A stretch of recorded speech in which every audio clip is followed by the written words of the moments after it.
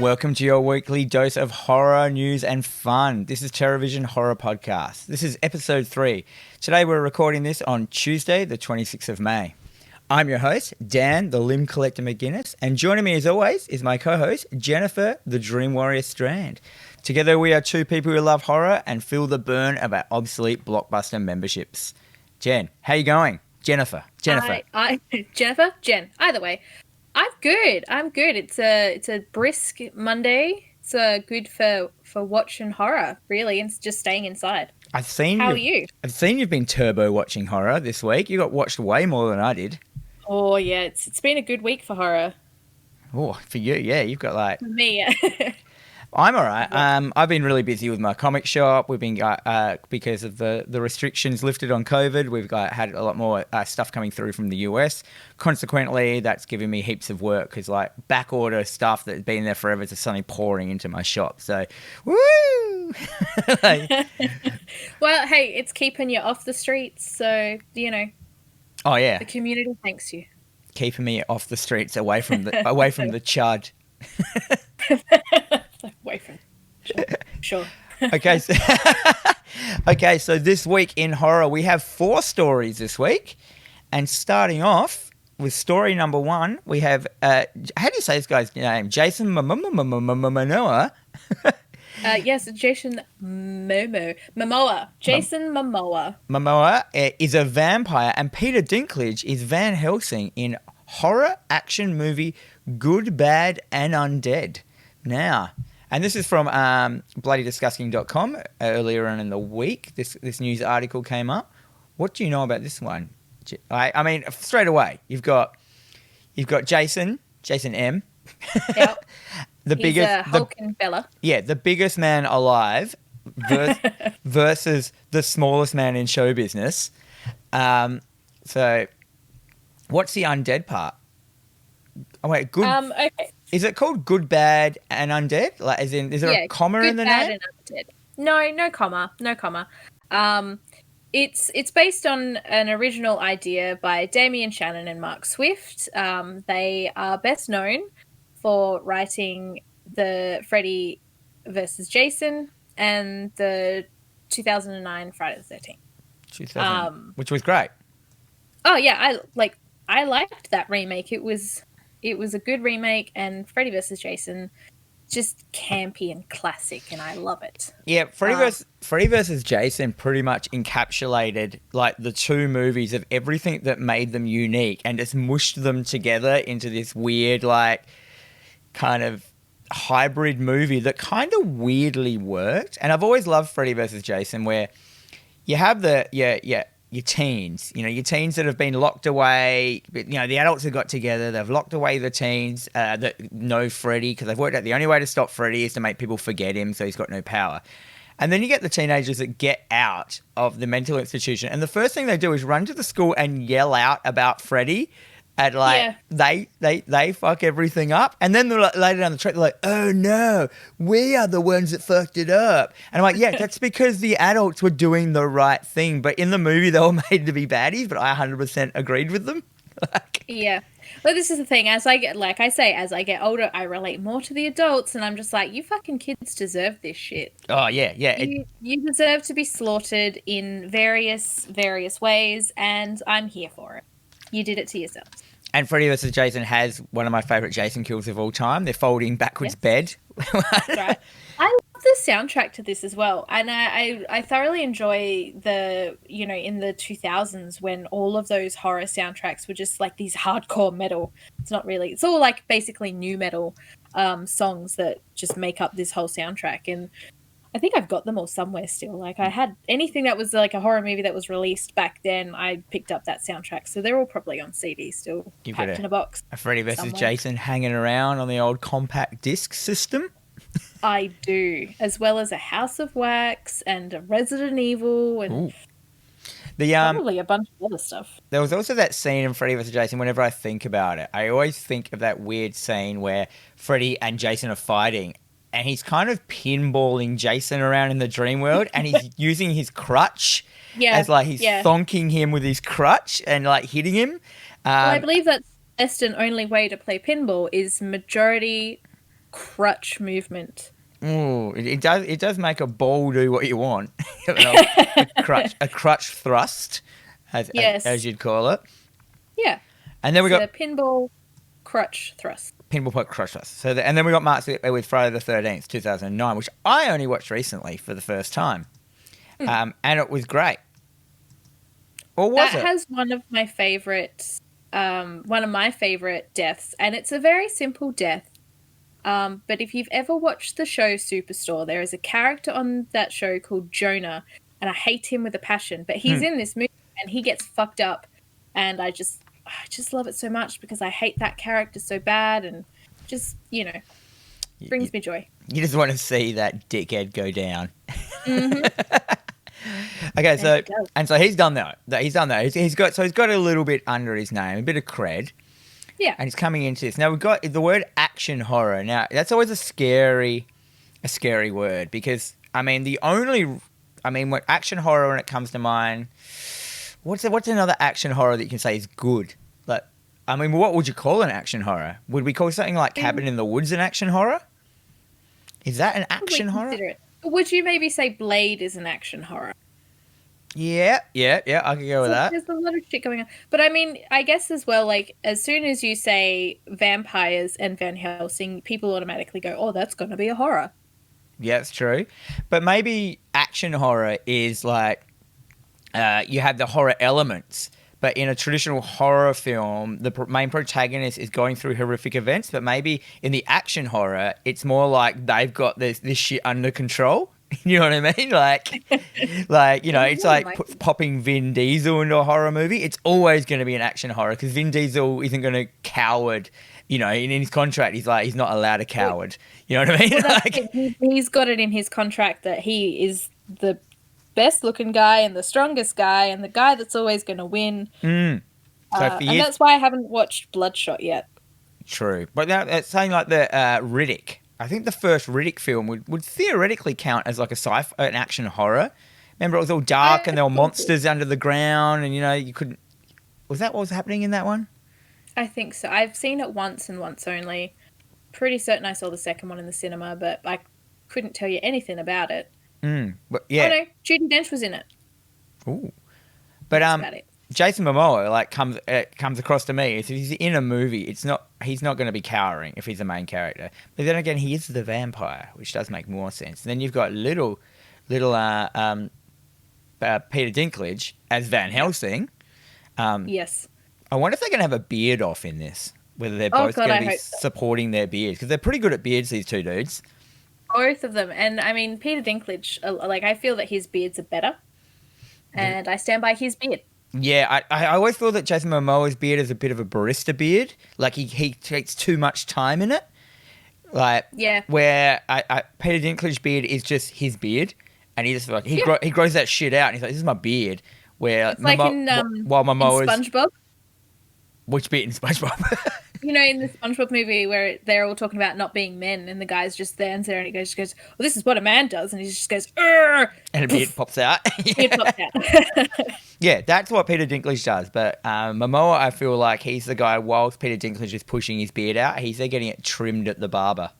And waxed and shit. Waxes. He's got oils. He probably dyes it or something. He maintains he's a groomer. Yeah, he's got that look of he's just gotten out of the beach after catching a wicked wave. But he's been in the bathroom for 40 minutes, styling that hair to make it look like, with some sandy beach palm balm or some shit. He's... Yeah. So, for sure, 100%. So just talking about those two characters, this is not screaming horror towards me, but, it might happen. It might, Well, okay, so Dinklage is going to play Van Helsing, last in the long line of vampire hunters. He develops an uneasy partnership with a vampire, played by Jason Momoa, who has taken a vow to never kill again. Together they run a scam from town to town where Van Helsing pretends to vanquish the vampire for money. Oh. But when a massive bounty is put on the vampire's head, everything is in a dangerous world full of monsters and magic, and they're all now after Momoa. Okay, so they're mates. They are. Well, the thing is like Jason Momoa and Peter Dinklage have wanted to do like films together for a while. Like I think for a very long time, they were talking about a Twins remake. They really wanted to do a remake of Twins, and of course Danny DeVito, Arnold Schwarzenegger shtick. They've got that going on for them as well. So potentially it could work, but I don't know. Maybe they could remake Junior. And, like, Momoa could give birth to Dinklage. I'd watch that, yeah. That write-up, like you just said, sounds more like comedy horror to me, like the first bit, until it's like, the monsters at the end. But, like, that could lend, some funny, they're mates and they're making out that they're killing each other and shit like that. Like, Sound a little bit like The Frighteners to you? Yeah, Frighteners, yeah. Yeah, so it's all a bit of a scam, but... And then real shit goes down. Yeah. And Peter Dinklage is going to have to, the Helsing bloodline's running through him, and he's going to have to pull deep down from those bloodline roots and get his real Helsing vibe on. Yeah, I mean, I like watching Peter Dinklage do stuff though, and I especially like him doing stuff that's a little bit campy and just where he's got that opportunity to sort of ham it up. Like, his best performances have been... Oh, what's that movie? Pixels. Ugh. No, he was great in that, remember? He played, like, basically... He was great in that. He was, what's that guy in King of Kong? Billy Mitchell? He basically played Billy Mitchell. Like, basically did. I thought he was that. That was the best part of that film, was him. I thought he's, like, ridiculous attitude and just, like...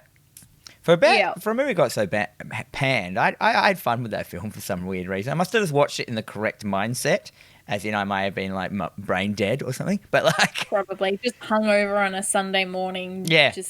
And, you get emotional and you attach yourself more to things when you're really hungover.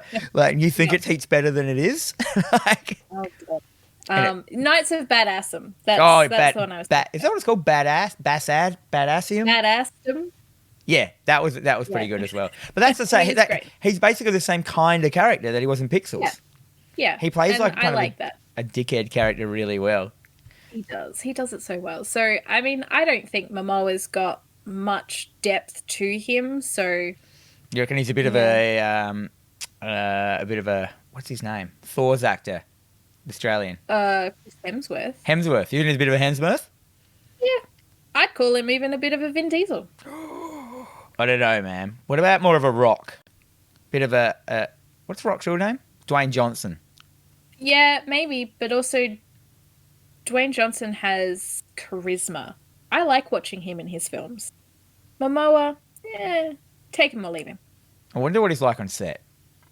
You like to think he's really good because apparently Vin Diesel's a dickhead. Wow, that's why he wasn't in Hobbs and Shaw apparently. Oh, really? Yeah, like The Rock didn't want to work with him at all. Anyhow, I mean, I'm not surprised. I'm really not surprised. It's true. All right, let's move on. Let's move on to story number 2. Oh, okay. Point. Yeah, we've been following this. Okay, so at this point, we're going to rename this podcast. We're just going to rename it to Scream Watch 2020. Screamers. No, that was a terrible one. Okay, so essentially, every week so far, there's been a little bit of news drip feeding through regarding Scream 5. And it is official. David Arquette is going to be reprising his role as the goofy... Dewey! And he's the only one that's actually signed on for it. So while Neve Campbell is in talks, he's signed on. So he's definitely going to be in it. No word on Courtney Cox, but I'm sure we'll probably report on that next week. Yeah, actually, I heard... No, I thought I read something about Courtney Cox has jumped on. Really? Maybe I haven't. I have not seen Maybe I read she wasn't in yet. Maybe you're just hoping that it's going to happen. So where is this? We've got something to talk about next week. So this is on ihorror.com. This was put up.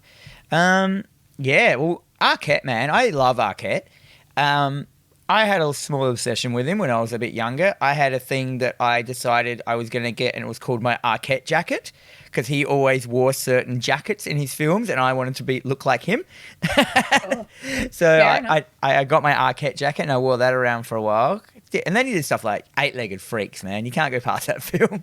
Great film. But you know me and my love for creature features, so Yeah, and that was like your creature feature, but also had that. It was when they were really trying to get their grasp on CG, and you had like the bouncing spiders, grabbing the motorbike guys, like the crusty demons of dirt dudes off their bikes in midair in slow motion. I was like, yeah, man, this is it.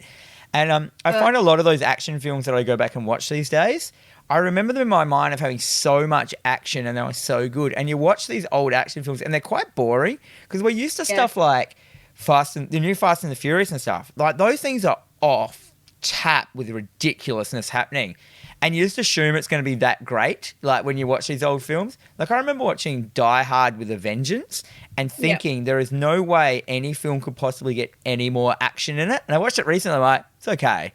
Like, you know what I mean? I think, well, it's because we have such a short attention span.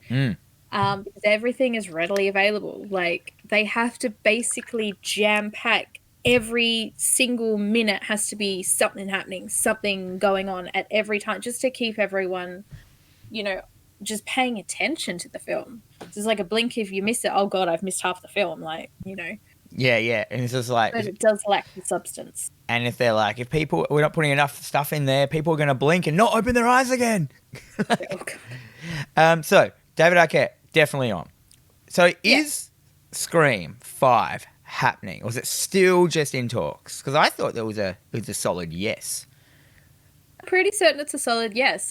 Kevin Williamson, who actually wrote it. Scream, he's returning just as an executive producer, so he's not actually going to have anything to do with the script, although wouldn't surprise me if he just sort of was like, guys, just let me just a couple of notes, and then he'll go and rewrite half of it, and it'll be even better. So, but we've got the guy that did Zodiac, Amazing Spider-Man, James Van. Oh no, what's his name?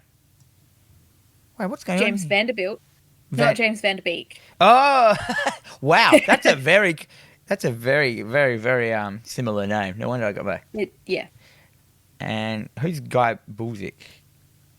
So he did Ready or Not, which I haven't watched yet, and I really am keen to, because Samara Weaving's in it, and she's just doing amazing things, and I love her, and I need to see her in everything. So apparently those two are going to co-write it. Apparently. Do we have any sweet good quotes that anyone said about it yet? We need the scoop.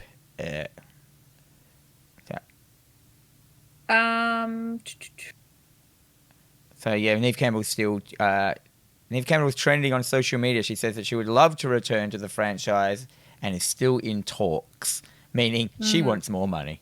Well, that's right, yeah. And look, I'm not going to disagree with what she wants, and you best give it to her, because I need her to come back. Now, are they going to get a new cast? Like, because all these people are old. So it's not going to be the slasher film, attacking the teens anymore. So are they going to have like the new generation come in of younger people, and then have these guys as like, your poltergeist old lady savers that come in halfway? I'd be okay with that.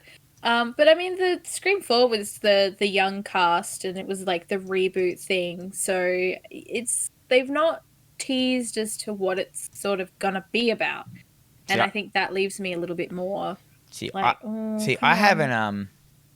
I haven't seen Scream 4. I only realised it was a thing when I saw Scream 5 was getting made. I thought it stopped at 3.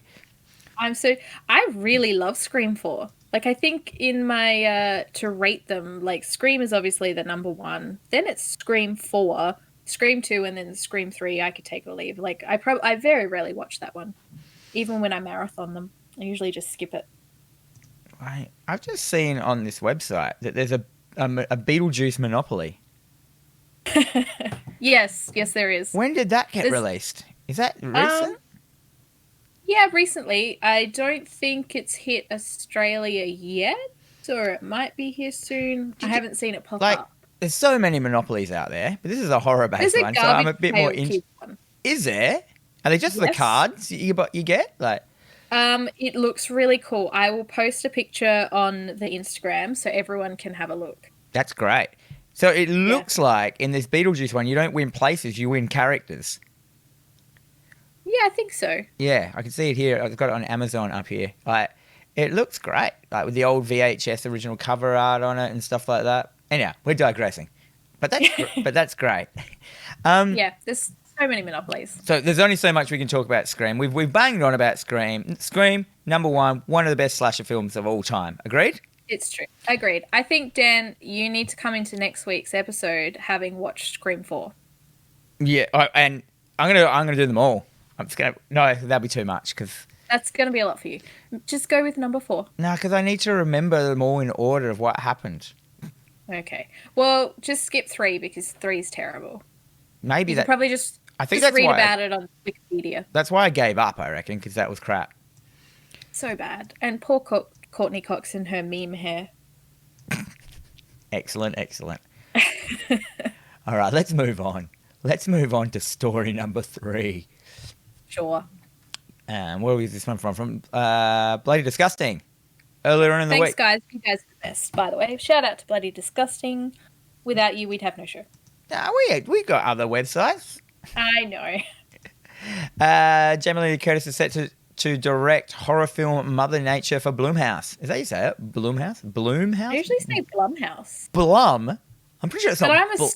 I suppose if you're going to say bum, you just put an M in it. It's Blum. Blum. But I'm Australian, so everything I say is like, it's wrong? a bit, it's a bit wrong. Just gonna, watch our Blumhouse film. Blummy. Blummo. Get the Blummo films out, love. All right. Blummers. Yeah, sorry, guys. Excellent. Do you know anything about this one? So very little is known about the project itself. I'm very excited because, as you know, Jamie Lee Curtis is like the lady of horror. She's only directed a couple of things. So she's done an episode of Anything But Love, which I have no idea what that is, and Scream Queens, which was a fun little show. Was that a TV show? This is going to be her. Have you not watched it? No, I don't know what it is. Okay, so it's done by Ryan Murphy, who does Glee and American Horror Story. So that's already a bit of a, okay. 7.1, 7.5, 75%, 92% of people liked it. Yep, it's a lot of fun. And Billie Lourd, Carrie Fisher's daughter's in it, and she's just fantastic. She plays quite an interesting character. But yeah, well worth a watch if you haven't seen it. So yes, this is kind of like her debut film directing. Yeah, so it's basically a sort of like a global warming picture. So centered around climate change. She's going to be co-writing the script with Comet Pictures director Russell Goldman. So that's going to be very interesting. I think Jamie Lee's also signing on to do a Lifetime story. I think Lifetime stories, are they kind of like the after school specials that you used to watch where, the girl would go out to a high school party and have one drink and then she was addicted to reefer? I don't know. He's also directing How We Sleep at Night, the Sarah Cunningham story for Lifetime. Is that the one you mean? Yeah. Yeah. Jamie Lee Curtis. So is she one of your favourites? Oh, I love Jamie Lee Curtis. She pioneered a lot of, the Scream Queen thing. So she's very well known amongst the horror community for all that kind of stuff.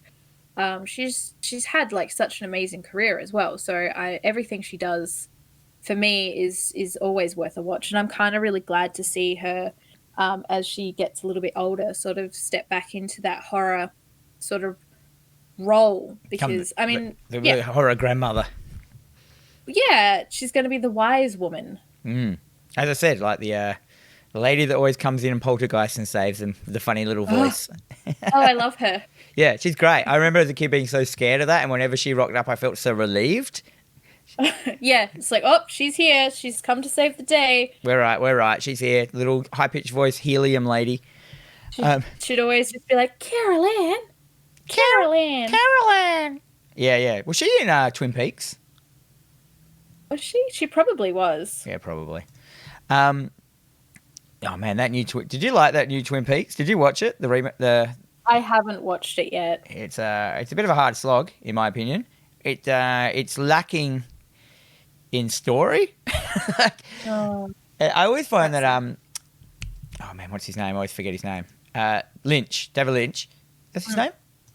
David Lynch. Yeah, yep. David Lynch. I always find if he's not reeled in, he just goes completely off book, off the chain. He doesn't, you know what I mean? Like, you need someone there to go, no, Dave, that's Like, weird and stop. stupid. Yeah. But That's what we want from David Lynch. I expect nothing less. I know, well, he's also like, I feel he's one of those people that loves his craft so much. He doesn't want anyone to dictate his craft. Therefore, he doesn't want to give anyone what they want. Do you know what I mean? Because therefore they're dictating his craft. And so you got like all I wanted out of Twin Peaks 3, I guess it's called, or whatever it was called, was I just wanted Detective Cooper back, whatever his name was. Yeah. You know, and the whole show he just wasn't there. He was in it, but it wasn't him, and he was just this mindless dude. And I was just like, I liked the original just because of his character. He had great character for that thing. He was funny, and there was just nothing funny or quirky in this new one. It was just flat out conceptual and weird and disturbing. And I was just like, you know, like, fine, give me a TV series which is like that, but don't put it on, you know, the third one of a TV series that is nothing like that originally. I mean, it was a little bit, if you know what I mean, but it was more mystery, where this was just flat out like, you know, Jacob's Ladder fucking Nam flashback. Like, you know, that's in my opinion. I know people that love it. I know people that hate it. I feel that show is just going to be one of those talked about love-hates forever, which is fine. Oh, yeah. Twin Peaks it's always going to be, people are either going to, one or the other, love it or hate it. I think for me, like, I enjoy Twin Peaks, but whenever I watch it, I need to be in the right headspace and I need to dedicate time. So it's like a mental and physical preparation. I'm like, yep, gearing up for it. Well, you don't, it's one of those things that, well, the first season was obviously the best. Like, of Twin Peaks, and then you had the second season, and I think, didn't like Lynch not write it all or do it all or something like that, and did the last episode, and that was it?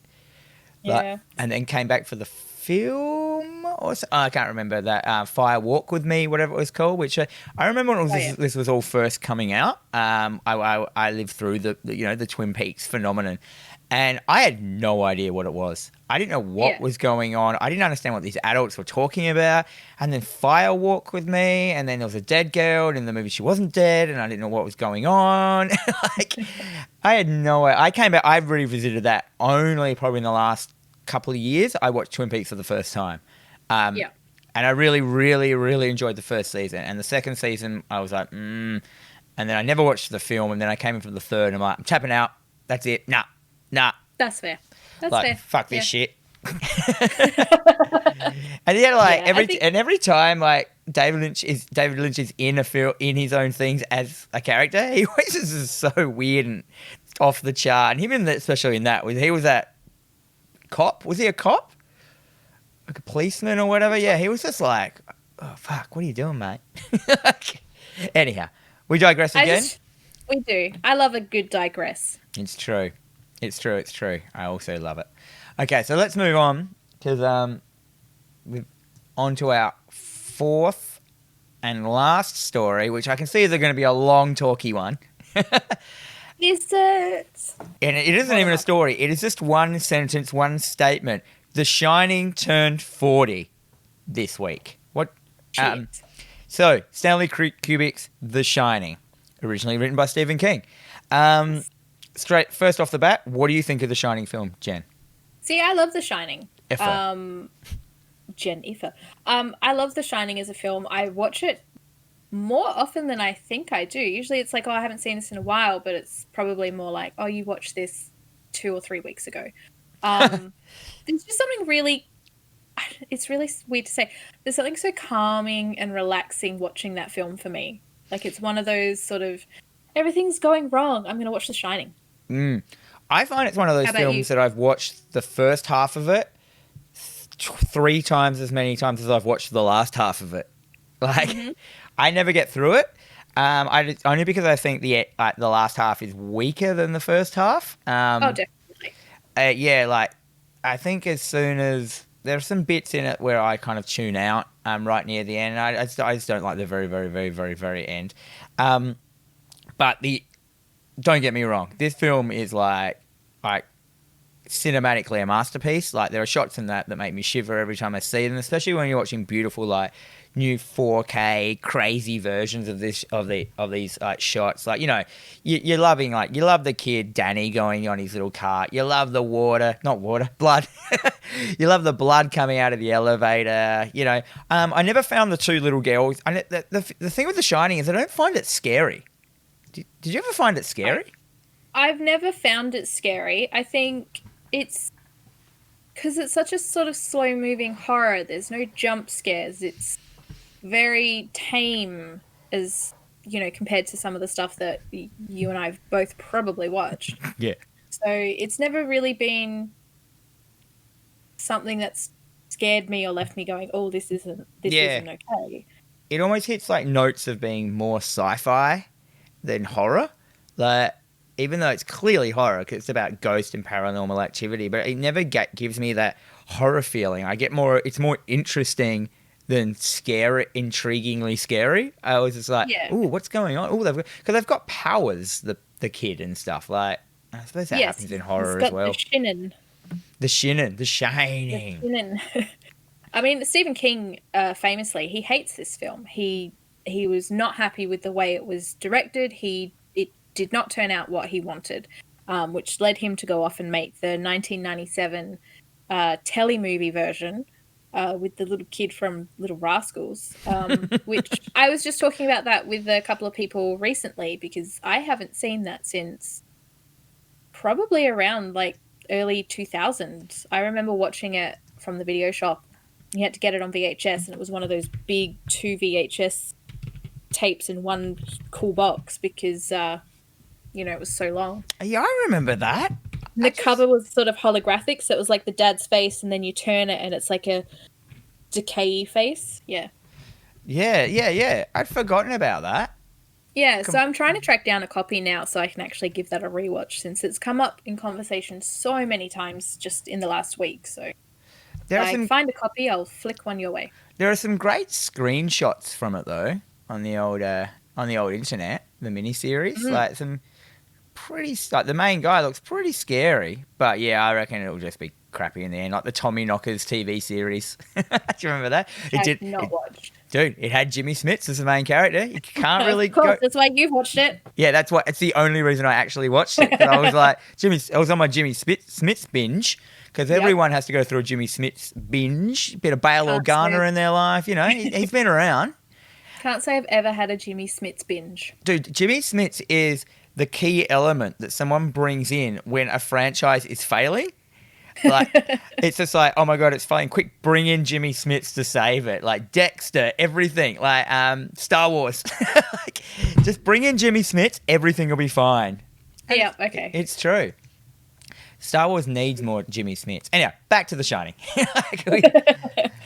Well, yeah, I mean, visually this film is absolutely stunning. And Kubrick's work is very artistic and a little bit over the top at times, but I feel that it just works greatly in this movie's advantage. Yeah, this one did work. I mean, I'm not a massive fan of all Stanley Kubrick's films. I know people love him and stuff like that, and you're allowed to love him, and that's fine. I just don't. But this is one of the ones I do like. Like, I'll watch this every couple of years. You get that one person who's like, I haven't really seen The Shining. Like, oh, dude, let's watch it. You know what I mean? Like, yeah. And then they like it, and then there's that dude. He's like, ugh. Because The Shining is, if I remember, The Shining comes up in the Tommy Knockers as well, like the power. Yeah, it would, because everything's all interconnected. So yeah, so the Shining power and the Pennywise meteorite are the main two forces in the Stephen King verse, if that's a thing, the King verse. Yeah, we'll call it the King verse. Don't quote me on this, but I haven't read The Stand or The Dark Tower, which I assume are like mostly his opusy things that have more references to The Shining and whatever Pennywise's power was. The Deadlights. That's what it was called. And I assume they were in there a little bit more. I'm sure some King people will tell us in the comments down below if you know a little bit more about the Deadlights or The Shining power, not the actual movies. Don't make me Google it, people. No, don't Google it. Well, fun and interesting as well. The It miniseries actually turns 30 this year as well, so there's a lot of anniversaries coming up for old mate King. A lot of things for us to talk about. Heck yeah. Now, Stephen King's still alive, isn't he?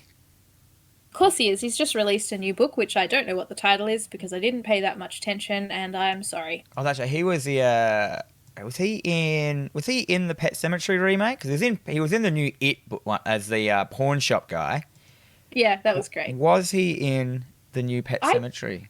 I don't remember him being in it. Because he was in the original film. He was the preacher at the funeral for the kid. Yeah. For Gage, whatever his name was. Cage. Was it Cage? Gage. Yeah. Yeah, I don't think he was, and he was actually recently said that he doesn't necessarily like having cameos in his films anymore because he believes he's cursed. So generally when he has the cameo, the film doesn't succeed as well as it should. So he believes he's cursed. What a bloody idiot. For a horror writer. I think him being in Pet Sematary might have helped it a little bit because that movie was a bit shit. What, the first one? The remake. No, he was in the first one. Yeah. But I don't know if he was in Pet Sematary, the remake. I enjoyed the remake. I was fine with it. It was just didn't need to exist. There was a lot of really good elements that I really enjoyed. John Lithgow was amazing, but he's always amazing. But I hated the ending. It just... Well, yeah. It was just... Well, the thing I was like... What I found about the Pet Sematary remake is that it relied on you seeing the original. So it did all these, callbacks. Like, oh, this is a bit where, this is going to happen, and then it didn't happen. You know what I mean? But if you didn't know that was going to happen you know what I mean? Or they swapped a lot of events around, and they added a whole new character into it. They added the daughter, who was never in the original film. So it was only in the original film. It was just the wife, the husband, the cat, and the kid. When this one, it had the extra daughter as a character, and she took the role of the kid, which was in the original. So she became like the comeback king and shit like that. Well, it's 2019 it came out, so, we can't just, run small children over with trucks anymore. Not like 3-year-olds, but it's okay to run an 8-year-old. Yeah, they've lived. They've had enough. In this day and age, who wants to live past 8 years old anyway? Now when you got the internet, that's like 400 years. Right. Going back to The Shining, turning 40, one of my favourite Shining things has nothing to do with The Shining, but it's that internet recut trailer called Shining Redux. Have you seen that? No. So basically there's a bunch of dudes out there that recut trailers and make them into feel like a different genre.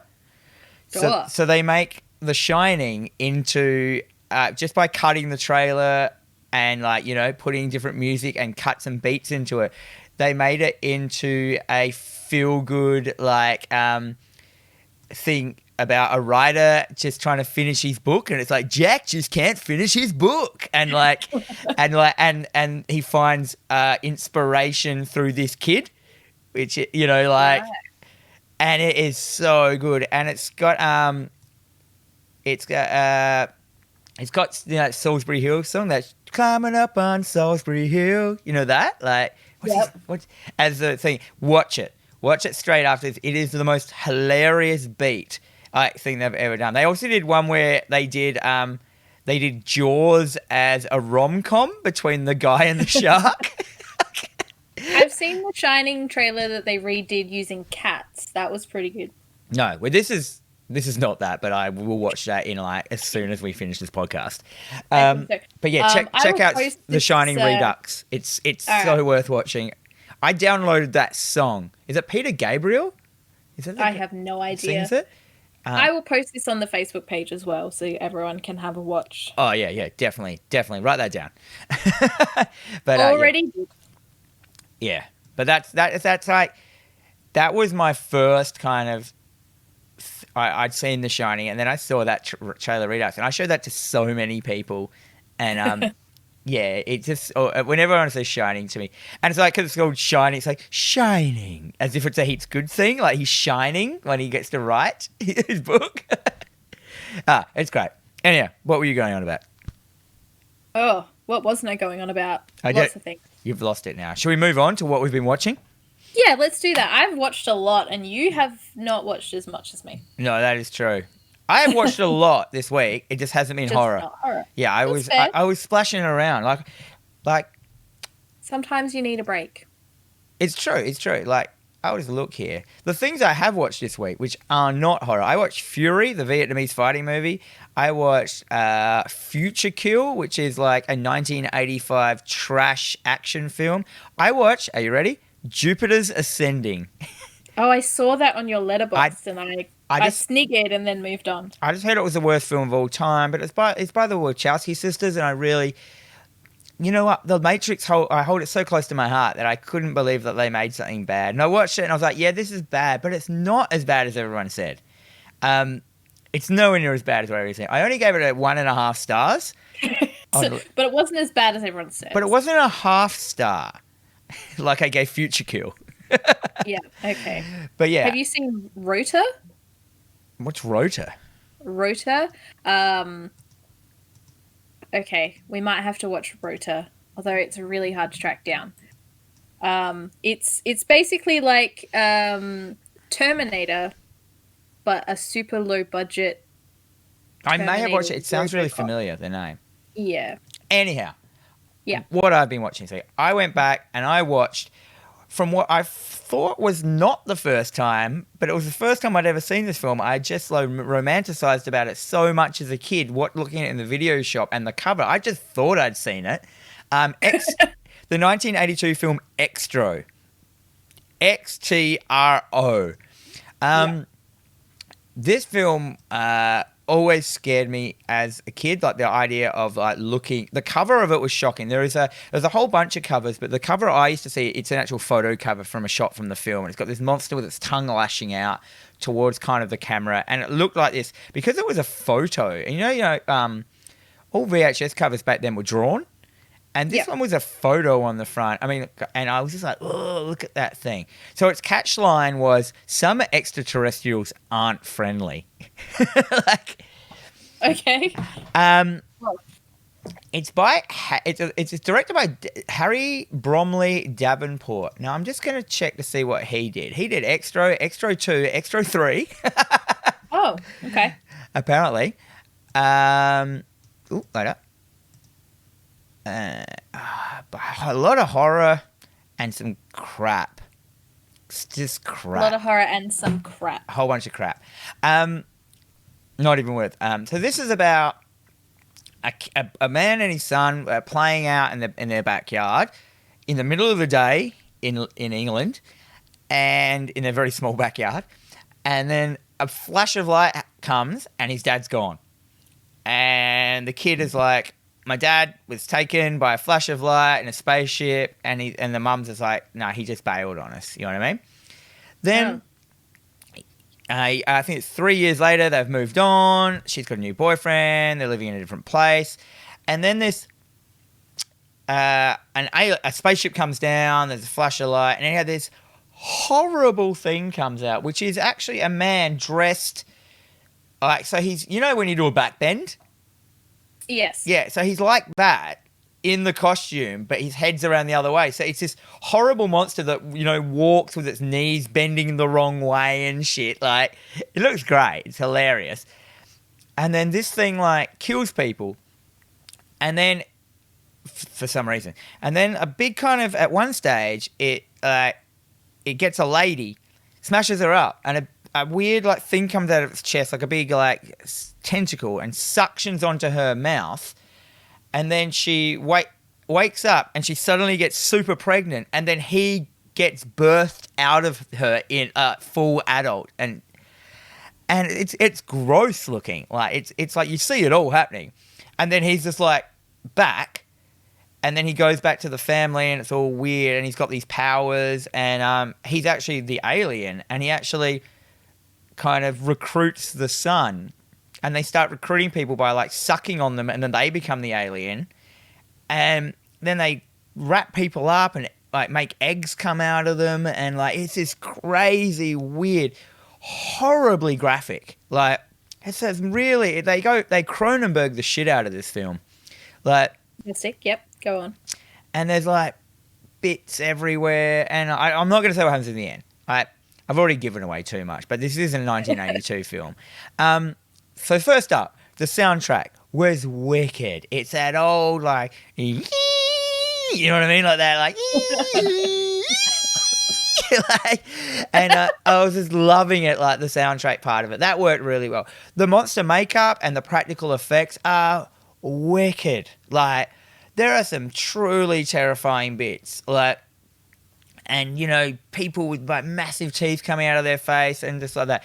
The acting is budget, like the budget is so budget. It's like their mics weren't working or something, and it's like, you know, that really it's hissy mic, like they all sound they're too far away from the mics. You know what I mean? Like a bloody a film school quality sound. But the idea is there, and like this film, 1982, like it would have been quite gross. Like, I mean, I mean, when did Evil Dead came out? Way before that, didn't it? That was like, was that early 80s? No. Yeah, Evil Dead was 80s. Hang on, that is early 80s, 82. Yeah. Anyhow, doesn't matter. Yeah, I digress. I'm going everywhere. Yeah, Evil Dead was 1981. But like, I only gave it 2.5 stars, but I still recommend people go back and watch this for that, just the shocking, gross things that were in it. Like, and if not, for the soundtrack. I do love the soundtrack. Yeah, I bought the soundtrack at Avcon. Like the last Avcon I went to. Do you remember there was that like dude selling? I remember that. That guy selling like movie soundtracks on vinyl. Yeah, I'm pretty certain I grabbed something from him, but I can't remember what it was. Or record? Is it the whole thing? You know, record collectors hate the word vinyl. Have you heard of that thing? I know you are a record collector. Have you not heard that thing? Like, so yeah, No. like vinyl is like a faux pas word that only you know, people like amateurs use. And I'm like, really? Sure. Really? How's about you shut up and just let me collect my record vinyl? My vinyl soundtracks? collection. Yeah, maybe they don't like it because of pop vinyls. It's not, you know, they're not like, they're not popular music records. They're pop vinyls. Well, it's not untrue because, you know, if I say, oh, I grabbed this really cool vinyl on the weekend, they're like, pop vinyl. I'm like, no, it was a record. Yeah, might as well say it. Maybe that's the reason why, because vinyl became more synonymous with toys. Crap toys. Maybe. Toys with have like stupid proportions and no eyes. I just feel collectors need to stop being so elitist with everything. It is true. Well, when you're a collector, the only power you have is to know more than the other collectors and have more stuff than the other collectors. So that's said about everything. You know, there's always someone who knows more and is into it just that little bit more. Just get over yourself. Yeah, we're all having fun. What is it? Vinyl gatekeepers. You can fuck right off. So anyhow, Xtro. Only 2.5 stars from me. But those 2 stars, one was for the music, one was for the effects, and then half was just for the eggs that people lay out of their stomachs, which I don't understand, and the birth scene. And then all the rest of the stars that I took away was just the bad acting and the bad sound. So I just can't get past bad sound in a film, like as in like audio, dialogue. It just cheapens your experience to the max. But what's worse than bad sound is when they realize they've got bad sound and they try and redub it. Have you watched films that have done that? I love a redubbing. Oh, you like it? I love a redubbing. Yes, especially when it's like an Italian film being redubbed so it can be like released in America. That's great. I love that. That's all right. But I mean like English to English. Yeah, even that's great. But I have terrible hearing, so if I am watching something, I either have to have the TV on super loud or I have to watch it with headphones because everything is a bit of a mumble. A mumble jumble. So, yeah. Excellent. So, should we go? You want to move on to one of yours? Sure. So, I watched a film called I Am Zozo. Zozo. Zozo. Well, you got some good notes in there about this film. Yep. Okay, so this movie was released in 2012. I watched it on Amazon Prime. It was written and directed by Scott Delala. This movie was shot entirely on an 8mm Kodak Superfilm. So What is this that? movie was shit. A Kodak Superfilm. What is that? I don't know what that is. So it's very 70s. So it's an old school camera? Yeah. Like a Super 8 kind of thing? Yeah. Yeah, pretty much. So it had that very old, grainy sort of look to it. The audio was fine, though. No problems with the audio. So was it being pretentious? I don't even think they managed to hit that level. But were they using this film on purposely bad? As in, like, you know what I mean? I'd say so, yeah. Yeah, definitely using it to... So, okay, so basically I Am Zozo is a psychological thriller about 5 young people who play with a Ouija board. And they, of course, attract the attention of a demon. Oh, dear. So if anyone knows me, I do like a little bit of ghosts and a little bit of ghouls, and if I could just be a professional ghost hunter, that would be great. But yeah. So before we were going to do this podcast, we thought about making a ghost hunting show, remember? It's true, yeah. And then we planned it all out and everything, and then in the end, I worked out it was way too hard and I didn't have any time. And then I never told anyone that, and everyone just forgot about it until this very moment. Yeah. So yeah, that'll be our next project. Yeah. Essentially, Zozo comes up a lot. So, like, if people have ever had any experiences with Ouija boards, and there's always someone who's had this experience with this demonic entity. So if you look it up, it's a real thing that people have experienced. So this movie is based on these kids who, you know, they're using a Ouija board, and they come across this Zozo, and that's... What, is Zozo a person? It's a demon. Oh, okay. Yeah. So it's just a spirit, and so essentially it's meant to have attached itself to one of the people in the house, but I can tell you that this film was trash. Nothing happened. It was a bit of a slog, and essentially you just don't know if anyone got possessed or not. And okay, so nothing happened. It was a slog, and you didn't know if anyone got possessed, which is exactly what happens in real life when people try and use Ouija boards. So it's basically a documentary on a failed Ouija board. I do like its branding though. Will I die? And then the Ouija thing is on yes. Yeah. Will I die of boredom? Yeah, you will. You will. I gave this film half a star because it wouldn't let me give it 0 stars. Really? Yeah, you can. You just press start. You just press watch, and that's done it. I don't know, but I kind of like to rate the film and say that it was shit. I don't like to sit there and just say everything was a bit poo. But yeah. I mean, kudos to the guy who made it. Kudos to the people that were in it. You know, no, it's notoriously gotten a 2.2 star rating in overall. So. It's not done very well. Yeah, it's poster. Like, I mean, if anything for your film is going to be, your poster needs to be good. And this thing just looks like a layered Photoshop. It looks like it's a bit of plywood, and they've overlaid a bit of blood onto it because that's clearly that blood is too small. You know, and then Well, the poster that was used for Amazon was a lot better. Oh, okay. I think if I'd have seen this one, I would have, you know. No, I'm out. I'm not watching this. But I do like Supernatural. Kodak 8mm film, Super 8. I just realised it is Super 8 when I was. Is a hard medium to use. I had to use it for film school. I have no idea why you'd even want to use it though. You have to get that shit like, unless it was fake. Like fake Super 8. No, it says it's actually filmed on it. That shit, man. Yeah. You have to, even in this day and age, you have to get that shit sent to Sweden to get developed. Like, why would you even do it? Well, this film was terrible. I wouldn't have wasted my time or energy doing that. Like, just put a filter on it and move on. I like that one of the reviews here. I generally don't know what this film was trying to accomplish, but I can say for sure that it didn't do it. I love that Yeah. review. My review is this half-star rating is generous. Yeah, that was good. I saw that one there. One thing I do want to mention that I watched this week, but I haven't finished it, is that Mungo Lake, the South Australian Film Corporation film. Oh, yes, fantastic. I myself have that on my watch list. I had to stop watching it because I was too scared. Interesting. My wife went to bed and I sat there watching it for another 10 minutes and I'm like, nope. It's set in Ararat, which is just quite near our hometown of Adelaide. And just it being there set, and it was a mockumentary. So they remade all like the regional TV and got like all the real news people that you're used to hearing to do all the news reports, like the fake news reports and stuff.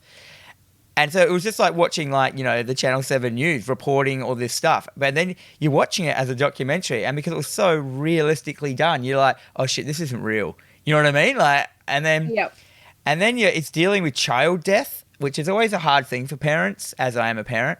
And and it was just like, and as it was building up and up, and then shit started happening like to these people, like kind of hauntings, and I was just like, I'm fucking out. I can't watch this. I'm gonna watch this in the day, which, in my opinion, is a fucking heaps good horror film. Like, I had to stop it from being scared.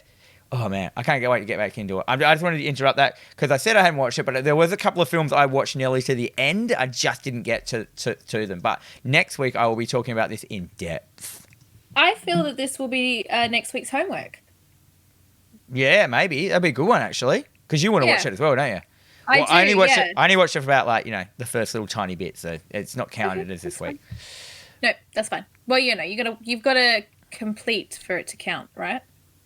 Yes, that is true. So you're rating this a steaming pile of shit. This I am Zozo, and are you directing people away from it, not towards it? Don't watch this film. There's if you like supernatural occult films, there are probably like a million films better. Just don't watch it. Or you could actually read a book called Ouija. Oh, I thought you just said, or you could just read a book. Do anything. There's actually a really cool book called Ouija, and it's like the story and history of the Ouija board, which is actually a really very interesting read. It's called Ouija, the Most Dangerous Game. Like, I know Ouija or Ouija boards. No, Ouija's a race of humans. Ouija boards aren't real. Like, I don't believe... I love horror, but I don't believe in anything. But to me, those things, the Ouija boards, still... I get vibes to keep away from them. It's weird. Like, I don't like them. Yeah, I'm not allowed to have one in the house. Yeah, I feel like it's just... Number one, nothing ever good comes to them. So even if they are real, why do you even want one? Why would you have one? Why do I do a lot of things, Dan? That's true. But they are the only thing that I am still scared. I as reasonable as I am, and I don't believe in anything, I get a bad vibe from them. Like, and I think it was because growing up in like the 80s, like parents and Ouija Satanic board. Panic. Yeah. I remember my friends' parents having Ouija boards and having seances and shit. And these were parents. But then again, I suppose there's people like us are parents. So to me, like... I have a cat. So, yeah. But we're parent age, I mean. Yeah. So to me, like, as a kid, this is a thing adults were doing. And so to me, it's like ingrained in me that it was a thing, that was real. Do you know what I mean? Like, but I know it's not, but there's still in the back of my mind, there's still that weird, unreasonable amount of doubt for Ouija boards. And I don't know why. I just don't fuck with them. A lot of that kind of mentality when it comes to that kind of thing. So a lot of people who don't believe in supernatural stuff are still cautious of certain things because... Just in case. Yeah, the just in case. Yeah, so I don't believe in, like, gods or anything. But you know what? I'm not going to, like, go and do as many anti-commandment things because, you know what? Number one, most of them make a lot of sense, like don't kill people. And number two, if he is real, you might as well not fuck with that shit. But I know he's not. But like, you know, that point 0.000001% that he might be real, you might as well not fuck with it. See, I find it all very fascinating. It's something that I'm very, I wouldn't say attuned to. That's very much the wrong word. It's something that I'm very interested in. Like, I like a lot of the ghost hunting kind of shows and that kind of. I like the history of it. There's a lot of really amazing history behind spiritualism and occultism, and I love the Satanic Panic kind of. Yeah, that was rad. Oh my god, I've got a book about that I'm still trying to get through. Because I moved, so everything's packed up still. But yeah, so that kind of stuff, it's always there. Nice. And speaking of Satanic Panic, I watched this week The Gate. Now, have you seen The Gate? I haven't. I actually went to watch it this week, and it's been pulled from Amazon. So fuck you, Amazon. Oh, so The Gate. What? Wait, I'm just going to go into my thing. 1987. Director is Tibor Takas. I don't know who this guy is. He's done The Gate, obviously. He did The Gate 2. He did Spiders. Do you remember that recent one? And he also did Ice Spiders. Which I did. Ice Spiders? What? I think we've just found another film we have to watch. Yes, please. Writing that one down. Well, Spiders... now, are we talking Ice Spiders, they're all on, like, cooked on meth? Or Ice Spiders is in it's a bit cold? I think it's cold. But Spiders, the first one, the city is crawling. It looks like an 8-legged freak's like gigantic monster film. Oh, sold. Yeah. I'm After sold. a Soviet space station crashes into a New York City subway tunnel, a species of venomous spider is discovered, and soon they mutate into gigantic proportions and wreak havoc on the city. Sold! Krista Campbell. Please. Who's that? No one. Okay. Yeah, I'm sold on this film. I'm going to track it down. Oh, no. Oh, what do we got here? We got a half star, a half star, a star, a star. You're just solidifying this need to watch this film now. Oh, but people are much more generous with the stars for Ice Spiders, the sequel.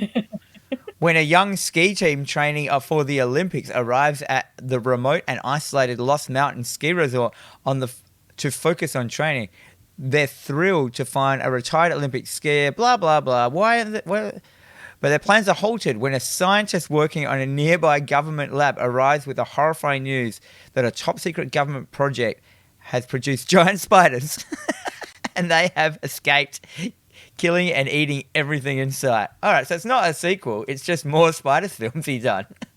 Yes, please. Yes, please. So, back to The Gate. So The Gate involves, you got your 1987, so it's a kid, it's one of those horror films that involves a bunch of kids. And they accidentally, these two kids, do a series of events which open a gate to hell. And the reason they know that they've done this, which is the best part of the film, is because one of the kids is like a sleeveless denim jacket, metal-loving kid. And one of his albums has like a Necronomicon in it kind of thing, which has all the writings of how to bring, like, the demon apocalypse, warning them. And it has all the steps, and they accidentally do all the steps. Yes. So it opens this gate. The first thing you notice is these little men come out. They're like they're about a foot high. Not even a foot. They're tiny. But they look amazing. Like, I was looking at them going, how did they do some of these effects? They're clearly just people dressed up, right? But they've shrunk them down and they've put them into scenes and they look perfect. And I'm thinking that they've done a mixture of like giant props, so when the little men grab this guy's leg and it cuts to the close up of the little monsters grabbing it, they've made a giant leg and it's real people pulling it, but it works so well and they look scary. Like it's got that uncanny valley of it looks too real, and you're like, ooh. Yeah. So that was great. Bringing anything where a metal album with brings has how to bring stuff back from the dead is amazing. It's always that kid with the denim jacket. Yeah, exactly. The other thing, did he have little bracelets as well, little spike bracelets? Yeah, at one stage he did, yes. And he's a badass as well. The main kid in it, who looks like a little tubby hobbit, what's the hobbit's name? Austin? What's his first name? Sean Austin? Yeah. Sean Austin, however you say his name. I thought it was him, and I looked it up, and this little fat kid is Stephen Dorff as a tiny child. Like the actor Stephen Dorff, we know him in Blade, a whole bunch of other crap as well. Yeah, and so I was like, what? It doesn't even look anything like him. I looked it up, it is actually him. I thought maybe there's another kid named Stephen Dorff, but it wasn't. It was actually him. But then this film suffers, like a lot of films, like these kind of monster films, is, you know, the big monster gets unleashed. It's like, you know, the monster that's going to destroy the world kind of thing. And it just turns out to be this slow, lumbering monster that anyone can beat. Do you know what I mean? Yeah. Like, so they've made this gigantic monster, and it's just this big hulking mess that I'm like, and he beats it by firing a bloody firework into it, and that kills it. And I'm like, that's it? Like, you don't think humans have tanks or guns? You know what I mean? Like, Yeah. If a kid can beat it with a firework, we weren't in much trouble, hey? Like, Well, it was just something that the children had to overcome themselves. yeah, but it was like about they'd unleashed hell on earth, and like they did, like a whole open up demons were coming out everywhere, and it was great. But like the guy just got beaten so easy, and they did that so many times back then. They made these giant monsters, a la It. Remember It, when Pennywise turned into a bloody big lumbering spider, and they just stuck him with a knife in his dick, and then he died. Like, Yep. Pennywise the clown was way scarier than the spider. Like, why would it manifest itself into a slow thing that's easy to kill? Yeah. Ugh, It's just bad filmmaking, really. that shit gets me my goat. Anyhow, that's what I've watched. Turkeys. I know we're already running over an hour, so Yeah, all right. and we haven't even Let me talked go about. through. He's going to run Cool. quickly through yours, or you want to talk about some of these a bit more? I will. So I watched Gorgo. So it's a 1961 film. Ooh. It's basically so it's done by Eugene Laurie. He also did like Beast from 20,000 Fathoms, which is another one of my favorite films. You know, old 60s creature feature. Basically, this is the UK's answer to Godzilla. Oh, really? Gorgo. Yeah, pretty much. So, when an undersea volcano sends tremors throughout the Atlantic, aquatic creatures come out of hiding. So, merchant seaman Joe Ryan and partner Sam Slade harness the most unusual of the lot. A massive beast that looks like a Tyrannosaurus Rex. It looks nothing like a Tyrannosaurus Rex, by the way. It is... The effects were amazing for 1961. Like, a lot of it was done on a blue screen, and it does look a bit dodgy, but Gorgo, the design itself, was amazing. He does look very kaiju, doesn't he? He does. But essentially, so they do what they do in The Lost World. They take it to London and they put it on show. But what you don't realise is it's just a baby. Uh-oh. So, Mum's coming. She gonna come fuck shit up. And she did. And it was fantastic. Oh, I thought it was going to be like he grows really quickly, but another one comes. Yeah, the mother comes. She's mad. I mean, Queen Gorgo was also in 300. She was that's what the lady was in. I'd be upset if Lena Headey came at me as well, so whatever. Yeah, he looks. There's that Gorgo. He looks great. Yeah, look, I thoroughly enjoyed this film. I think it's one of my favorite films that I've watched this week. I think he looks a lot like Godzilla, like the OG Godzilla, except he has ears. Yeah, and I think if anyone, it's streaming on Amazon, so Amazon Prime. It's also on Tubi. So because obviously we're going to sort of burn through a few of what I've watched real quick. Just go watch it and then let me know what you think, because I thoroughly enjoyed it. Gorgo. Done. I also watched Hello Mary Lou, Prom Night 2. Oh, how good's the rhyming title? Michael Ironside's in this. Is he? A very young Michael Ironside. I love it, Michael Ironside. I just want to say his name like Michael Ironside, like every time, like. Yeah. So he's quite young and menacing, and basically It really is not a sequel. It's a standalone film. It was actually meant to be called, I think, Hamilton High, and then at the last minute they changed it. So when Hamilton High's prom queen of 1957, Mary Lou Maloney, is killed by her jilted boyfriend, Michael Ironside, she comes back for revenge 30 years later. So Bill Nordham, which is Michael Ironside, is now the principal of Hamilton High, and his son is about to attend the prom with his lovely girlfriend, Vicky. However, she is possessed by Mary Lou after opening a trunk in the school's basement. Sure. Yeah, this movie is terrible, and I freaking loved it. It was so much fun. It was that? It was like trash love? It was a trash love, yeah. Yeah. Is there a prom night one? Yes, there's Prom Night, which was done in 1980, and it stars Jamie Lee Curtis. Oh, really? Yep, and then it was remade in 2008. 2008, yeah. You're right. Yes. So I was on a bit of a Prom Night binge. Unfortunately, Prom Night 3 was not on any streaming service that I had, so I moved straight on to Prom Night 4, Deliver Us from Evil. Sure. I don't even know why they called it a Prom Night 4. This film was terrible, and I love the tagline. They ditched the prom for a private party. Now it's their last dance. Their last dance? Yeah. So carrying on from Prom Night tradition, this film begins back in Hamilton High School on Prom Night in 1957.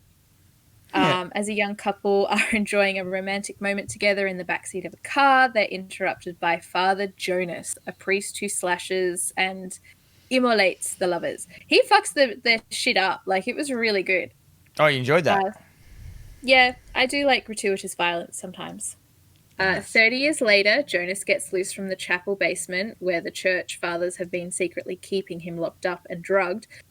Keep in mind, this guy does not age as well. He's laying there with a very long beard and long hair, and that's it. That is it. So as luck would have it, it's prom night again, and a group of 4 students have unfortunately chosen Jonah's hideout as their secluded getaway spot.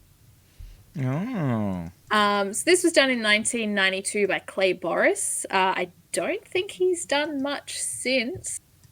But essentially, so you know how the 90s became very sexy?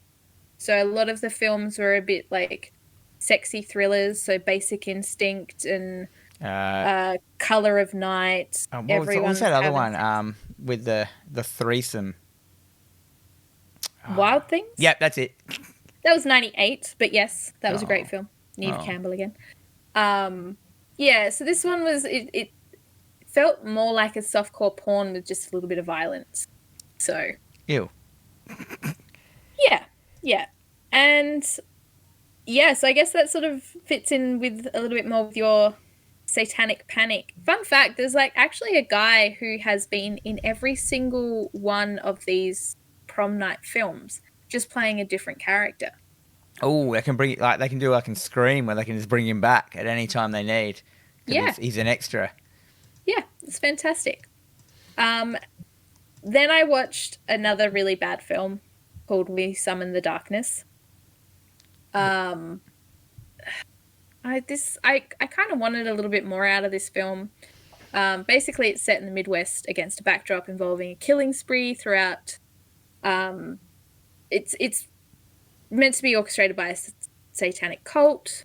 So 3 best friends are embarking on a road trip to a heavy metal show where they bond with 3 aspiring musicians and head off to one of the girls' country home for an after party.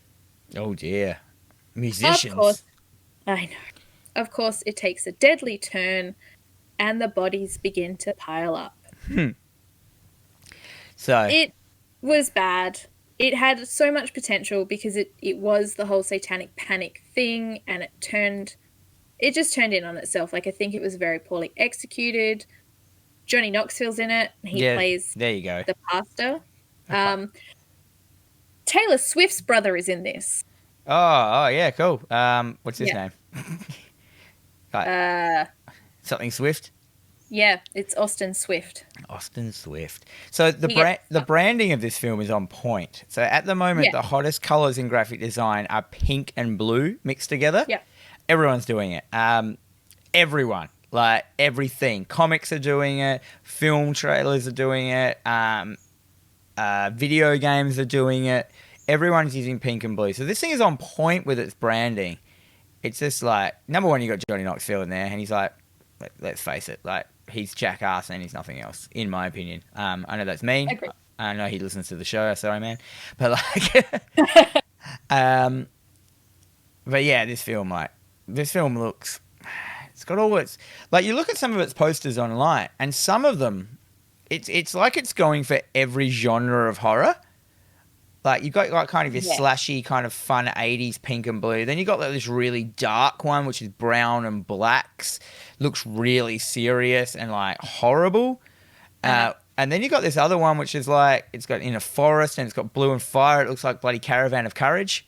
Like the branding. And it's just like, what are you going for? Like, what's your vibe of your film? Then you got this other red one, which looks like, so like red and like with like fake like aging on it, so it looks like it's like Planet Terror or one of those, you know, grindhouse films. Yeah. And like that's three different genres of films, like for 4 posters for the same film. And I'm like, what are you? What do you want me? Are you just trying to get every audience in there because you know you got a stink fest of a film? And that's what it is. Like, this film, the story, the concept they had was really good. They just did not have the execution. The main girl who, what's her name? I think Alexis Daddario. She looks She's really in it. familiar. The one She was in the Baywatch movie. Oh, She yeah. was in, Yep. yeah. She was in Texas Chainsaw Massacre. She's been in stuff. Like, she's obviously an up and coming kind of character.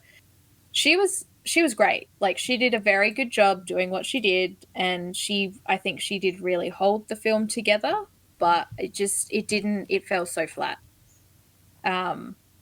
Like, it took a lot for me to finish it without turning off. Fair enough. Let's move on. Yeah. Okay, so very quickly, finally, I watched Ma, 2019, directed by Tate Taylor, with Octavia Spencer. So she is an Oscar-winning actress and a bloody brilliant actress. And what I love about her is she's very happy to come back and do all these films. So, like, she was in Rob Zombie's Halloween 2. You know, she don't care. She's going where the role is. She's Come where gonna the paycheck is. Yeah, pretty much. I didn't want to say it, but it's true. This movie made me feel so uncomfortable, and not in a good, scary way. It was sad. Like, I was embarrassed for her. So basically, she's this loner woman who is asked by these kids to buy alcohol. And she does, and eventually she's like, oh, come back to my house. Like, I've got a basement and I live by myself. You're like, it's fine. I'd much prefer you come and party at my house than drive around drinking and doing drugs. Yeah. And it's just like, she's this sad girl who had a sad teenage childhood and is now trying to, like, be one of the cool kids. But also, it's kind of like a revenge film because the kids that she's partying with are now the kids of the people that bullied her in high school. Right, is she trying to like kill them? Yeah, look, this was a slow burn film. Nothing actually happened until about an hour and a half in. So the last 15 minutes had the most action. The horror part. Yeah. Yeah, I mean, it's got a really good cast. Like, Juliette Lewis is in it, Alison Janey's in it. But it just fell so short, and I was really bummed out because obviously, you know, Octavia Spencer, she's going to be in a Blumhouse film. Bloom. Yeah, Blum. It was. I don't recommend. I would never watch this anyway. So this isn't my kind of film at all. That's fair. Yeah, I gave it 2 stars. I'm sure the acting was great, but yeah, if films make you feel awkward, I don't like them. Yeah, like, it wasn't like an uncomfortable, like, oh god, something's going to happen now. It was, oh, this is sad. Yeah, Like, can you stop? This is sad. Oh, I'll hug you later. It's fine. Everything will be okay. Just go do something else. that's not what this show's about. This is about No. horror. I want entrails. I want blood and gore. I don't want to feel bad. I want to feel No. love. I don't want to feel bad for the person that's meant to be fucking shit up. It's true. No. All felt right. embarrassed. So let's move on to our movie of the week, our homework section. So last week I made you watch Beyond the Black Rainbow. Yes, you did. So, Beyond the Black Rainbow, 2010, directed by Panos. I can never say his name. Cosmatos. Panos Cosmatos.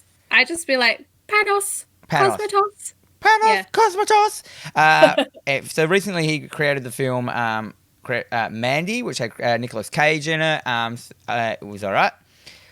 Yeah, We can get it's into good. that a bit later. So, Jen, what did you think of my... I reckon I went into this with rose-colored glasses. I was remembering this film a lot better than I, was bragging about. What did you think on my rewatch the other night? Yeah. This, I didn't hate it. Do you think it's a grower? Like you didn't know what you're watching. This is what happened to me. I didn't know what I was watching the first time around, and I thought more about it, and I had to go back and watch it again. Like, I feel like this is the kind of film that you could write a thesis on because it is so subjective. It is such a slow burning film, and the storyline itself is paper thin. Like, it's a very basic bitch storyline. It's just I think he calls it a trance film. So he's preferred to sort of step away from storytelling in favor of an atmospheric, slow burny approach. Which, that's great. It works for him and it works for the film. we should say what it's about. Yeah. Sorry, guys. So basically, it opens with like this initiation video into what looks like a 1960s like future cult or something called Arborea. Which let me just say right now, the branding of Arborea is amazing. That like their branding of their company within the movie is great. They claim to Dr. Arborea. He has like worked out the secret of happiness through basically, from what I could tell, submerging yourself into a bath of LSD. Yeah. So it's like. Right. So he has found this thing, and Dr. Arborea is 100% into his thing. He believes he wants happiness for all humans. Through this, a girl gets born, basically, or something, someone's submerged themselves into the cult, and then there's a child born of, like, special powers through this drug. And then she has, like, ESP, and she is kept in this facility. The thing is, Dr. Arborea gets old and the facility is taken over by his second in command. And that guy does not want to push mankind on. He basically goes into isolation and experiments on this girl for like 20 years. Yeah, can I just say Barry, because his name is Dr. Barry Nile. Yep. He's a bastard. Yeah, so he is... He's just a bastard. He's he's sadistic. He's keeping this girl for his own sake. Doing experiments that don't need to be done. He is a coward, and he has a power trip that he because he's locked her up and he's in 100% control of her. That makes him feel powerful. And you get all that. So he also has a computer, which is a pyramid that lights up and can stop the girl's ESP powers for some reason.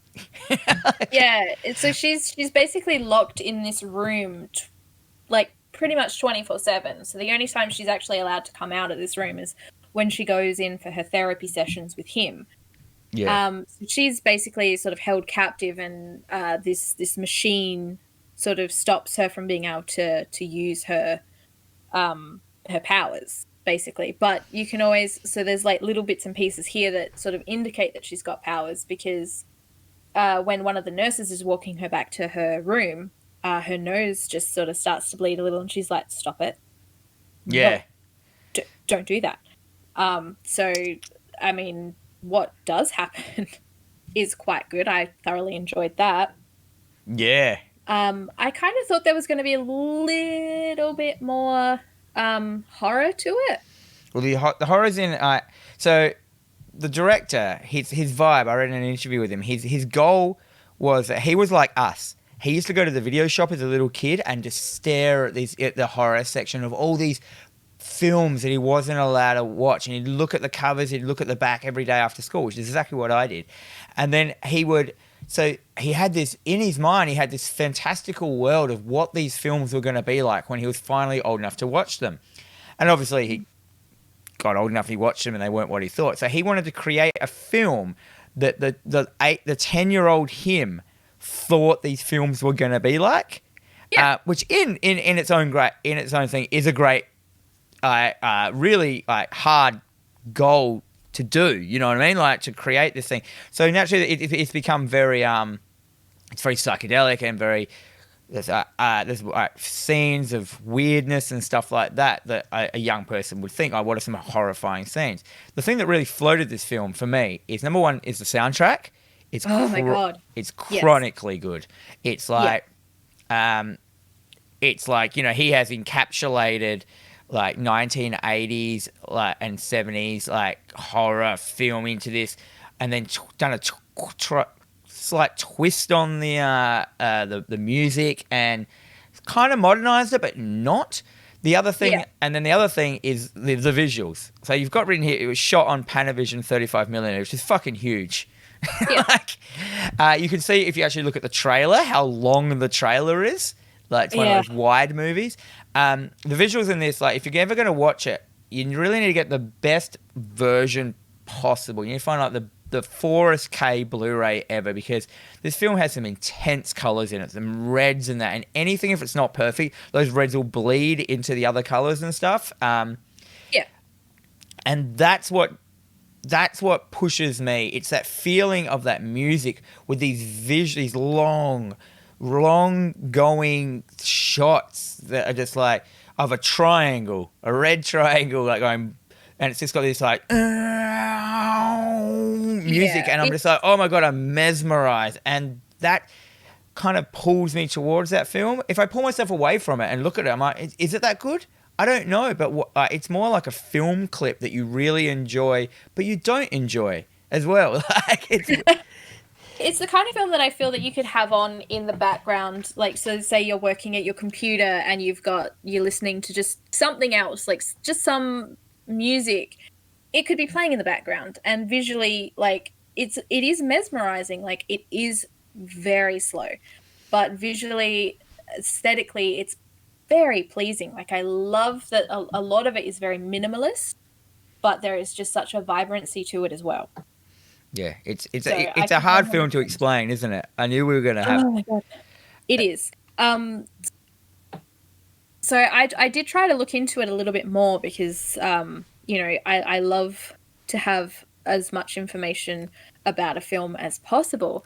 But Cosmatos is just influenced by so many things. Like, he's, I think, like, he's influenced by Clockwork Orange. He's so very heavily influenced by Kubrick. Yeah. You know, he's very, like, there are elements of Suspiria. There's elements of Altered States and Enter the Void, and just so many things. The scene itself, so the scene where it's back in the 1960s. Oh, the white scene, black and white scene?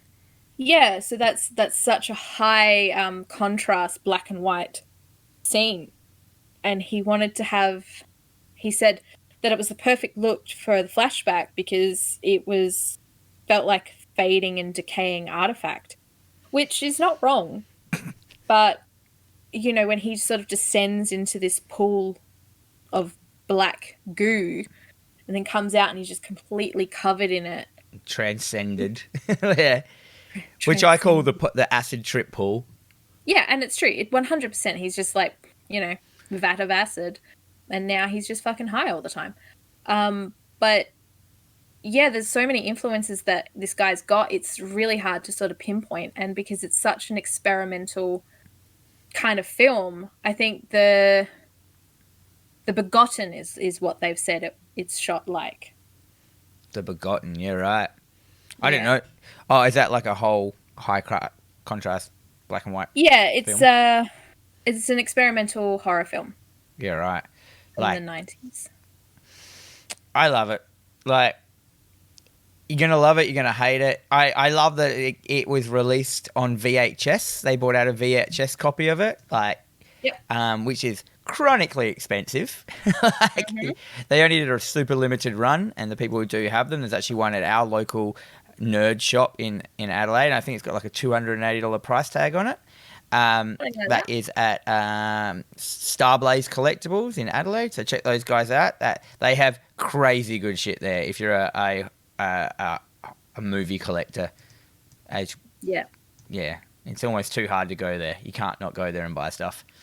So check them out on Facebook, no, on Instagram and stuff like that. But your thoughts? So what did you rate it in the end, Jim? What was your number? What was your? I gave it a 3. Ooh, I gave it a 4. Yeah. The soundtrack alone was worth a couple of stars. It visually for me it was really good. I didn't like the ending. You mean as in like how it all just Yep. ends that last shot? It's just Yep. like, I was like, what? What? It felt very anticlimactic for But me. I've got a feeling that was his whole that's his whole commentary on what happened once he saw these films as a child and got to see them, that it just ended up just being like a like, Yeah. Yeah. do you know what I mean? Like, that was definitely in there on purpose. That was definitely Yeah. hit that tone because of that like, there was definitely a reason there. No one does that shot and that ending without purposely doing that, I thought, which made me fine with it. I was just like, okay, like, sure, that could happen. Like, Very much so. What I what I like about this film, because I did look into it a little bit. So this film was made. It had a budget of $1.1 million, which he financed based on the residuals from the DVD release of the 1993 Western Tombstone. His dad, George Cosmatos, was actually a director. So he directed Rambo First Blood Part 2 and he directed Cobra, so big working with Stallone. what was his name? Ross Cobretti? No. Marion Cobretti was the name of the character in Cobra. I can't tell you if I've ever seen Cobra. Yeah, Marion Cobretti. I love it. So yeah, he financed this film based on the residuals that he would have got because both his parents died. I think his mother lost a battle with cancer and something very similar with his dad. But the film itself only made $56,491. That's heaps less. So yeah, it did not make its money back. That's a colossal flop. How did he even get the go ahead to make Mandy with such a flop in his hands? I think even though it failed at the box office, once it hit the Tribeca Film Festival, it picked up a lot. It gained a lot of momentum. So now it's got this like crazy, and I love a good cult following. So like I 100% recommend that if you like these kinds of films, like definitely give this one a go, and especially if you liked Mandy and want to see where he sort of began. Have you go back and watch this film. Have you seen Under the Skin? Is that the Scarlett Johansson one? Yeah.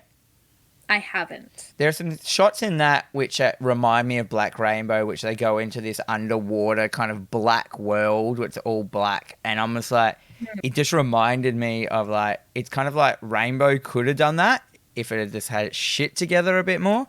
But yeah. The other thing I love about one of the things I did like is the setting. Every look of the film, like all the furniture is so 70s, all the houses that they go into. And it's just got this really, it's like it feels like to me like the Institute of the Arboria Institute is stuck in the 70s, but like the rest of the world has moved on a little bit.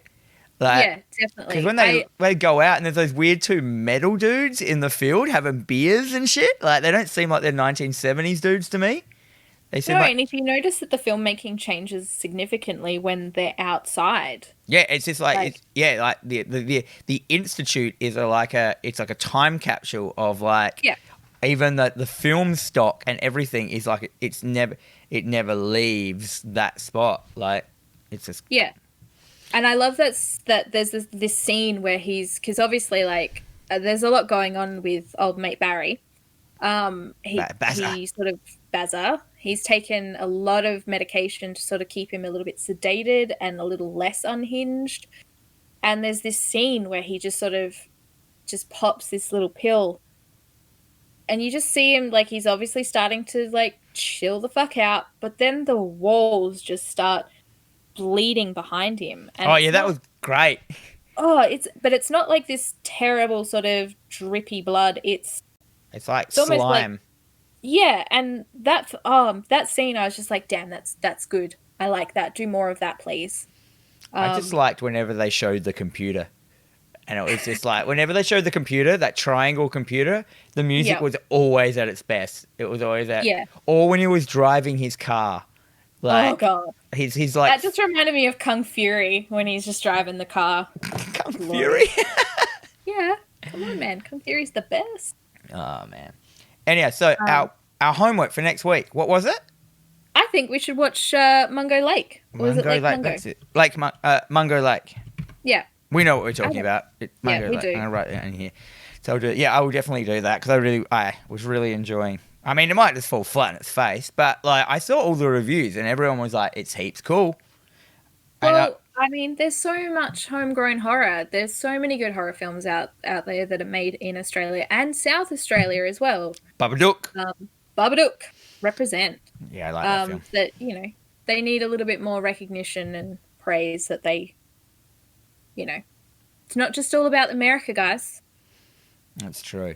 All right, so let's do that. I reckon we can kind of wrap that up now. Are you? Yeah. So a bit of we have been TerrorVision Horror Podcast. You can find us on all podcasts at streaming services: SoundCloud, Stitcher, Spotify, iTunes, all that stuff. We have a YouTube channel over on the YouTubes. So youtube.com/TerrorVision Pod. We call it TerrorVision Pod, and also on our Instagram at TerrorVision Pod as well. You can also email us on TerrorVisionPod@gmail.com and let us know what you thought of the show. Anything like that. We're going to try and make this every Tuesday. This goes up. We're going to try and do that. So look out for us on Tuesdays.